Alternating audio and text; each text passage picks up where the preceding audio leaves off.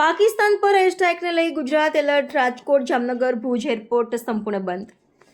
અમદાવાદથી 3 ફ્લાઇટ સંપૂર્ણ બંધ. અમદાવાદથી 3 ફ્લાઇટ રદ. બોર્ડર નજીક સુરક્ષા દળોનું ચેકિંગ. પાકિસ્તાન પર ભારતની એર સ્ટ્રાઇક બાદ ગુજરાત એલર્ટ છે.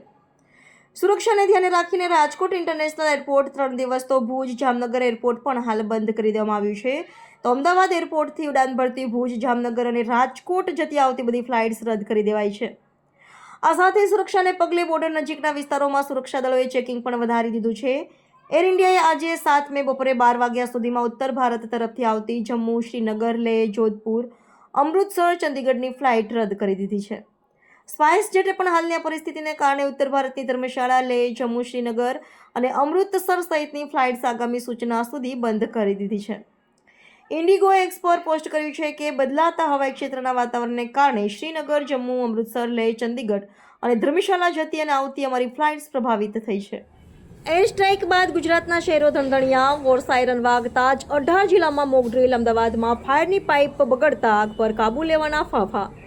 પાકિસ્તાન પર એર સ્ટ્રાઇકને લઈ ગુજરાત એલર્ટ. કેબિનેટ બેઠક યોજાશે. એર સ્ટ્રાઇક અને મોક ડ્રીલ પર ચર્ચા કરશે.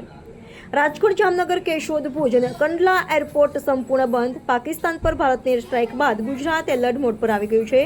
ત્યારે આજે રાજ્યના 18 જિલ્લાઓમાં મોક ડ્રીલ યોજાઈ હતી. આ વચ્ચે ગાંધીનગરમાં રાજ્ય સરકાર દ્વારા કેબિનેટ બેઠક યોજવામાં આવી રહી છે. બપોર બાદ કેબિનેટ બેઠકનું આયોજન કરવામાં આવ્યું છે, જેમાં એર સ્ટ્રાઇક અને મોક ડ્રીલ ઉપર ચર્ચા કરવામાં આવશે. આ ઉપરાંત એર સ્ટ્રાઇક બદલ સેનાને અભિનંદન પાઠવવામાં આવશે.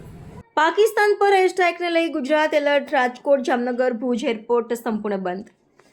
અમદાવાદથી 3 ફ્લાઇટ સંપૂર્ણ બંધ. અમદાવાદથી 3 ફ્લાઇટ રદ. બોર્ડર નજીક સુરક્ષા દળોનું ચેકિંગ. પાકિસ્તાન પર ભારતની એર સ્ટ્રાઇક બાદ ગુજરાત એલર્ટ છે.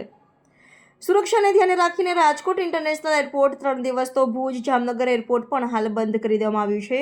તો અમદાવાદ એરપોર્ટથી ઉડાન ભરતી ભુજ, જામનગર અને રાજકોટ જતી આવતી બધી ફ્લાઇટ્સ રદ કરી દેવાઈ છે. આ સાથે સુરક્ષાને પગલે બોર્ડર નજીકના વિસ્તારોમાં સુરક્ષા દળોએ ચેકિંગ પણ વધારી દીધું છે. એર ઇન્ડિયાએ આજે 7 મે બપોરે 12 વાગ્યા સુધીમાં ઉત્તર ભારત તરફથી આવતી જમ્મુ, શ્રીનગર, લેહ, જોધપુર, અમૃતસર, ચંદીગઢની ફ્લાઇટ રદ કરી દીધી છે. સ્પાઇસ જેટે પણ હાલની પરિસ્થિતિને કારણે ઉત્તર ભારતની ધર્મશાળા, લેહ, જમ્મુ, શ્રીનગર અને અમૃતસર સહિતની ફ્લાઇટ્સ આગામી સૂચના સુધી બંધ કરી દીધી છે.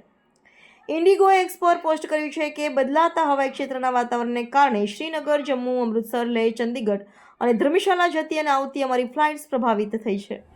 એર સ્ટ્રાઇક બાદ ગુજરાતના શહેરો ધણધણ્યા. વોર સાયરન વાગતા જ 18 જિલ્લામાં મોક ડ્રીલ. અમદાવાદમાં ફાયરની પાઇપ બગડતા આગ પર કાબૂ લેવાના ફાંફા. પાકિસ્તાન પર એર સ્ટ્રાઇકને લઈ ગુજરાત એલર્ટ. હાય, હું છું ક્રુઝિન સિંઘાનિયા. આપની આસપાસના સત્ય સમાચાર જાણવા માટે જોતા રહો દીવ મિરર ન્યૂઝ. અને હા, લાઈક અને સબસ્ક્રાઇબ કરવાનું ભૂલતા નહીં. Thank you.